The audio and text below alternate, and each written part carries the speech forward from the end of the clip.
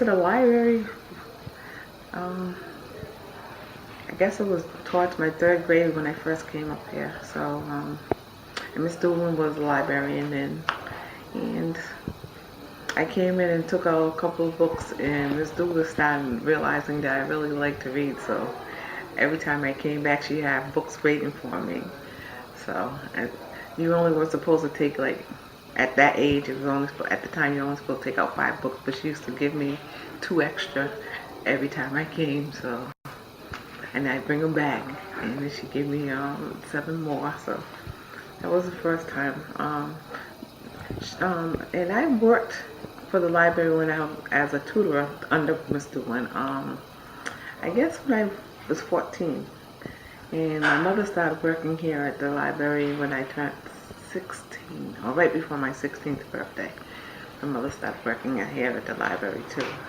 So it was one big happy family. Me, my mother, and Miss Doohan. What happened with the library was, at first, like I said, there was adequate funding for everybody because everyone stayed within the city, because the teachers, the firefighters, the state workers, or the city workers, and all those things had to stay wherever they worked. That's where they had to live. So everybody was getting a piece of the pie because all the monies was staying within that community. So the libraries were fine, Was PPL using it the way they should have? Probably not, because I think that's when the library, we didn't notice it first, but that's when they really started putting money into it. But when people moved and took the monies with them, that's when we realized that, wait a minute, they're not putting anything back into the library. They're not putting anything back in the schools. That's when the schools start going downhill. That's when the libraries start going downhill. What ended up happening was the politicians got tired of every time it was time for funding, they threatened to close one of the libraries, and we, as patrons, got tired of it. So they just said that they were going to close Smith Hill, and we said, no, we're going to take you to the court. And we took them to court in the 80s, and we won that case, where they told them, no, you cannot close Smith Hill. You did not follow through. You got monies in that you were supposed to be using for that building, and you cannot show us any records that you used the monies for that building. So that's how come we were able to stay. But they still kept saying, "Oh, we're gonna close small libraries," and every once in a while they slip Smith Hill in, and we were like, "Oh no, you're not, because we'll take you right back to court." Okay, we've had enough. So we were fighting and fighting and fighting. What happened was, it came to a head about 1999, 98, when they started talking about they're going to close us again.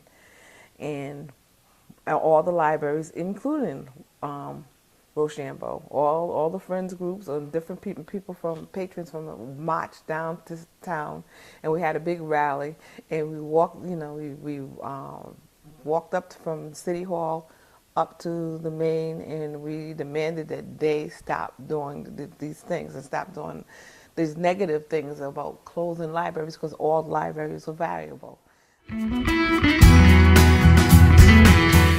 So we decided that, we're going to start, a few of us got together, and we call ourselves the Library Reform Group. Patricia Robb and Linda Kushner, myself, Ellen Swartz, there was a few of us, my mother, Mary Jones, we all got together and we said, you know what, we're tired of this. At first, everybody wanted to stay with PPL and just make them do what they wanted to do. I was like, why? We keep going through the same changes. We can do it ourselves.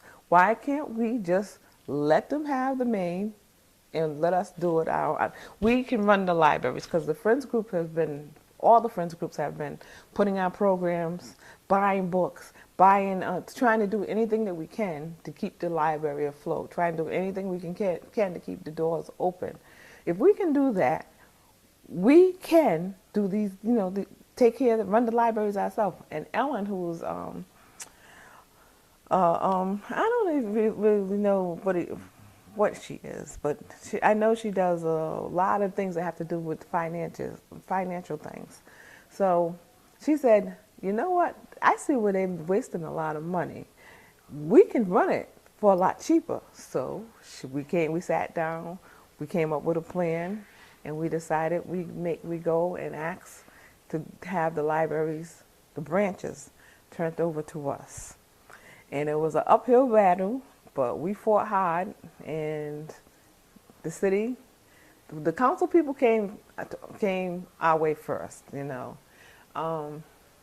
We always had a good rapport with Terry Hassett, and some of the other ones, some of the other areas. So the council people came first. Then they decided that, yes, we think we can put some backing behind you. We got some businessmen to put backing behind us. We had the communities backing us up. So after all that, we were able to salvage the library. We now run it as the Providence Community Library. There was still we've only been really running for a little over 3 years.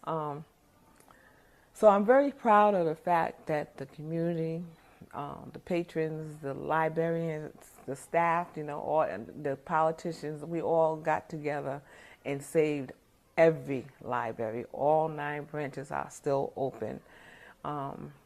And all the children in all these areas are getting served. But not just the children, as you can look around, there's a lot of adults that come in here that use the library. This library, we meet, they have different meetings at the library, they have different programs at the library.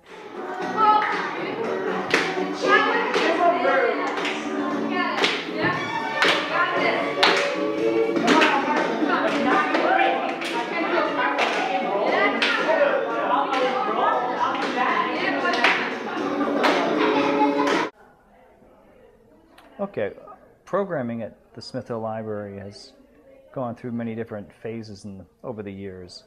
One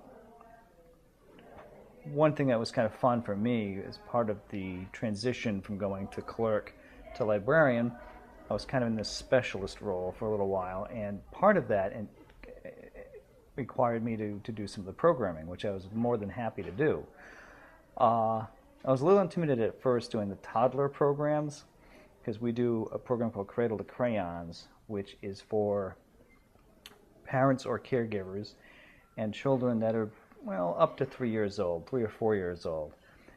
Now that was a whole new ball game for me, and I went through some trainings and sat in on different libraries with their classes and learned how to do this. And it's definitely been one of the perks of the job, because it's been a very fun program, and I've been doing that since like 2001.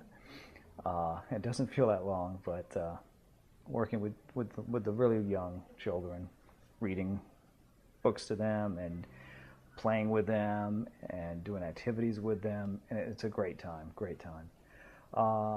One of our strong points over the years has been after-school programming, and we've done a number of that over the years, and it's been, I think, 10 years now that we've had Jennifer Romans here as a children's specialist, and she's brought in a number of her ideas that she got from grad school. Read and Rap being one of the programs that's been really successful for the last 10 years, where it's a poetry. She has an ingenious way of mixing poetry, like from the classics, and then managing to incorporate current pop music and rap music, and showing kids the connection between poetry and current pop music, and then has had them then write their own poems and songs and rap. And we've been putting together a booklet of that for 10 years now. So I can see the library being here for a long, long time to come. I hope when I'm gone, my granddaughter, my grandkids, my great-grands, and everything can enjoy it as much as I enjoyed it. Like I said, my children grew up in this library. I grew up in this library. My children grew up in this library. My grandchildren have grown up in this library. And I have a little great-granddaughter. And hopefully she'll grow up in this library, and enjoy the books as much as I do.